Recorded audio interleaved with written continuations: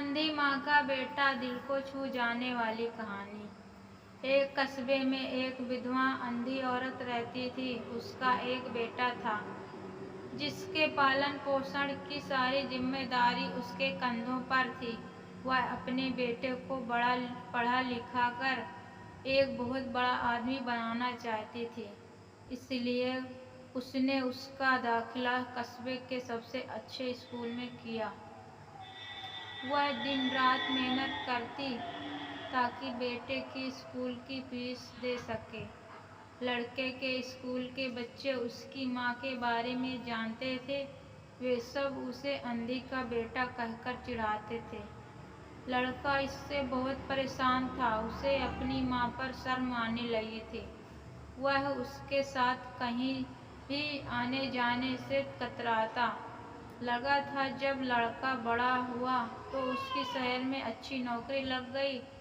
उसने अपनी माँ से वादा किया कि शहर में मकान लेकर वह उसे लेने आएगा, लेकिन वह शहर गया तो फिर लौटकर वापस नहीं आया। उसकी अंधी माँ उसका इंतजार करती रह गई। कई महीने बीत गए, लड़के की कोई खबर नहीं आई। कई महीने बीत गए, लड़के की खबर नहीं आई। अंधी एक दिन उससे नहीं रहा गया और वह बेटे से मिलने शहर पहुंच गई। पूछते पूछते वह बेटे के ऑफिस पहुंची। वहां सिक्योरिटी गार्ड ने उसे रोक दिया। अंधी औरत ने गार्ड को अपने बेटे का नाम बताया और बोली कि उससे जाकर कह दो कि गांव से कोई मिलने आया है। गार्ड ने जाकर उसके बेटे को बताया।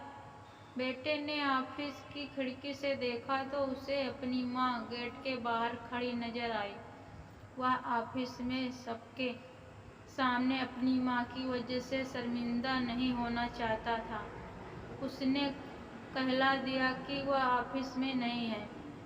अंधी औरत वहां से चली गई। शाम को वह लड़का ऑफिस में घर जाने के लिए निकला। रास्ते में एक जगह काफी भीड़ जमा थी। वहां अपनी गाड़ी रोककर भीड़ के पास पहुंचा और तो बीच सड़क में अपनी माँ को मारा पाया।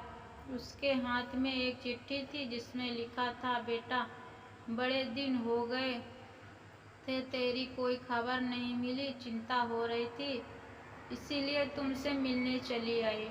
तू तो अब बड़ा आदमी बन गया है। तुझसे मिलना अब शायद मुझ गरीब की किस्मत में नहीं, लेकिन मैं बहुत खुश हूँ। तेरे लिए तूने अपना ही नहीं मेरा सपना भी पूरा किया। मालाल है कि तेरी तरक्की देख नहीं सकती।